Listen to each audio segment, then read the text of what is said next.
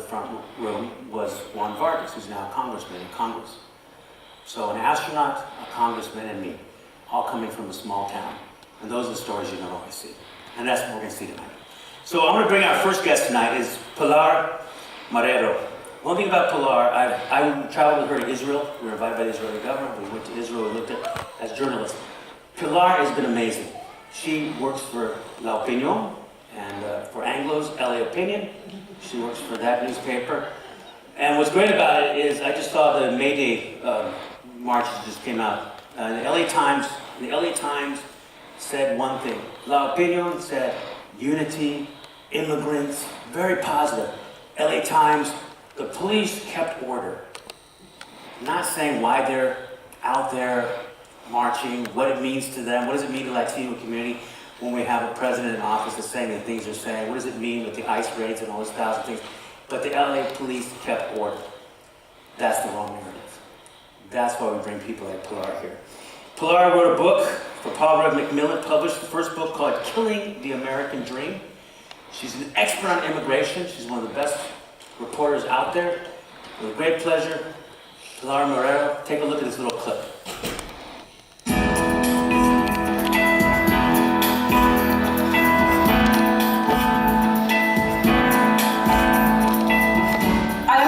I came originally from Venezuela. I was born and raised there, and I went to journalism school in Caracas. I started working in this small Spanish language newspaper. That was 1986. Now, what else was going on in 1986?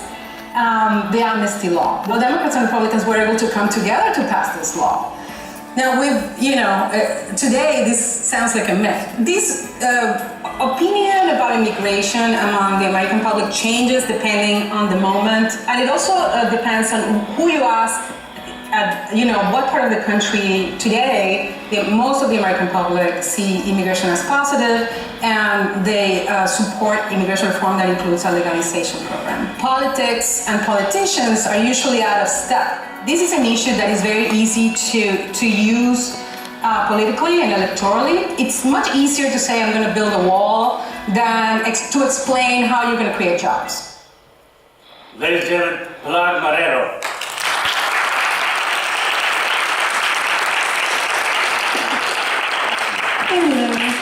Grab a seat, grab a seat. This is our communication, this is our little dining room. Yes. Oh my, you have your book. I have my book. Killing the American Dream. Yes. So this book came out. You're an expert in immigration. You came from Venezuela, so you actually immigrated to this country. I am an immigrant. That makes me an expert in immigration. It does help. It does help to have the experience. Yes. And now, how you see right now? I thought about it myself in terms of immigration. It's kind of what they've always kind of used against Latinos in many ways. The immigrant. There's a book called about citizens. It was Fit to be a Citizen. Was the name of the book. And it showed that the health departments in Los Angeles would actually systematically, who believe in eugenics and things like that, would actually come up with statements that Latinos were bringing typhus, they're bringing diseases, which are not true. They found out it was not true.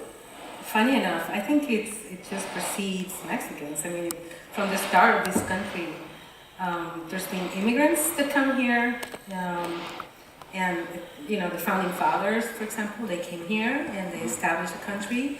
And then new people started coming in, and then the people that were there before start looking back and going, hey, these new people are coming, now we're going to close the door now because they're new, they're different.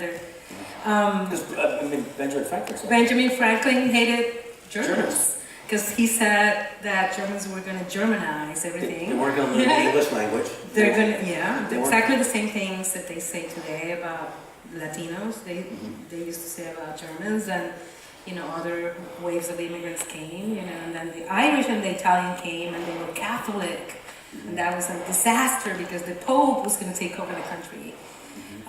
All these things are in the books. I mean, you can go to the history books and read all this stuff. Why do you think we're so ignorant to the history? Why is that? I mean, because right now we have a president who said that if Andrew Jackson had lived, he would stop the Civil War. I don't know if you guys read that.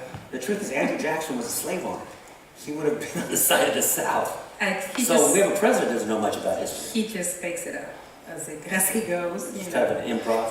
He's a kind of an improv guy. Yeah. He's not very funny, but I don't know why. I mean, I constantly have discussions on social media with people who, they are very angry about immigrants, right? And there seems to be some people who are sitting there just in the computer, just waiting for someone to say something nasty about immigrants and Latinos and everything else. And I know more about this country's history and the history of immigration than they do, and they came, and they constantly say, well, my family came here in the early 1900s, and they were legal. And I'm like, how do you know? Yeah. How do you know they're legal? First of all, there didn't used to be legal or illegal immigration. When you would get on a boat, pay a head tax, if you survive the trip, get here, and then a doctor would look you over, and if you were healthy, then you can come in. 97% of the people who arrived in Ellis Island were allowed in. So, and then over the years, there were many different peoples that came, legally and illegally, and they had amnesties for all of them. So, But they seem to be they always go against something like the Chinese Exclusion Act. yeah. There was it wasn't the Mexicans they were after at first. It was in No, California, no. the Chinese and the Japanese. The Chinese came to build the railroads, right? So after they finished building the railroads, they didn't have any more use for them. And Chinese, you know how they are. They're very industrious and they open businesses. So, they started competing with the other people, and then, we don't like them anymore. So, we're going to keep them out. Chinese Exclusion Act. So they created this law that essentially said that if you were of Chinese descent, you could never become a citizen. For 60 years, the laws of the United States excluded people of Chinese descent. There's also a law they did, is that it was held up at the Supreme Court, I believe, that I think it was a Chinese man could not testify against a white man. Right. They actually threw the testimony of a Chinese man in a murder case out Right. and freed the murderer. Yeah. Because they wouldn't allow a Chinese man to say that this man murdered someone. Yes. So, this is the part that I don't think a lot of people do know. And I think if they put it, like I say about Latinos, I always go, listen, if you know us, you won't hate us. You can't hate us if you know us. Okay. And that's the way I look at it, because most of the time hate is built upon ignorance. Yeah. Like the Chinese are doing this, the Chinese are doing this. Did you hear about the case of this woman who's a Trump supporter and she's married to this Mexican guy who was actually undocumented? Yeah. And she thought he had been allowed to stay here. He had been here for a long time. He had a business. They were married. And he had been allowed to stay here because he was a good guy. Yeah. During the Obama years, he was given a reprieve. And then she voted for Trump because she felt Trump was going to do something for the economy. But she ignored the whole other side, right, about how he's going to deport Mexicans. So it just so happens that Trump came in and they deported him. Like one of the first people that got deported was this guy in Indiana, and you can look him up. What about the woman that came on the stage with Trump in Vegas? Was like, Mr. Trump, he's Oh yeah, from Colombia. I love her. Whatever happened to her? She hasn't got deported yet, that I know. Okay. But that would be kind of interesting, wouldn't it? I think it would have been. To me, that would be the biggest irony of the joke. A very big irony. But is it the fact that it doesn't seem they want our work with Mexicans, but they don't want our presence? Isn't that kind of a schizophrenic policy?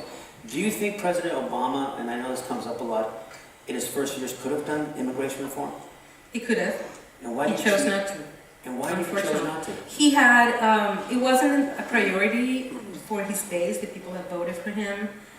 He felt, and people in his administration felt, that they had all the things that they needed to take on before. Remember, we were in the middle of a great recession, and they wanted to get healthcare done.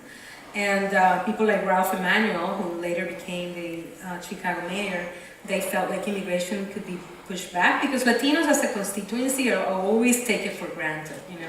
Republicans push us away, and the Democrats take us for granted. So it's until we show more of a voting power and more economic power as well. I don't think that's going to change. But yeah, he could have, and as you know, and I have a whole chapter about this in my book.